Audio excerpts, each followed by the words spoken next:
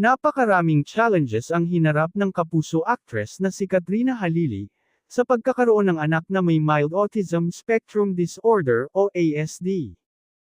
Aminado si Katrina na hindi talaga madali ang mag-alaga at magpalaki ng batang may ASD, pero talagang kinarir niya ang pagiging nanay ng nag-iisang anak na si Katie. Nagkwento ang aktres hinggil sa mga pinagdaanan niya bilang ina sa panayam ng Fast Talk with Boy Abunda, lalo na nung una niyang nadiskubre na may ASD si Katie, ang anak niya sa singer na si Chris Lawrence. Noong mga almost 3 years old po siya, wala siyang eye contact pag tinatawag siya. Sabi nung doktor niya na ipacheck ko daw kasi walang eye contact, tapos basta mga ganun yung mga symptoms niya. Tapos yun nga na-diagnose na po siya na meron, ang pagbabahagi pa ni Kat. Patuloy pa niya, ako syempre sinunod ko kung ano ang kailangan niya, therapy, ganyan.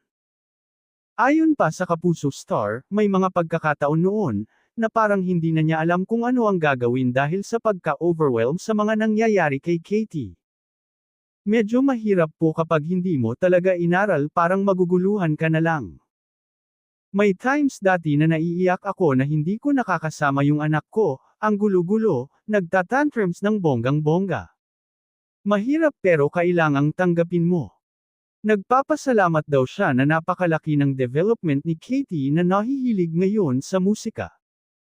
Ngayon sobrang okay na siyang kasama, masarap siyang kausap, sobrang sweet.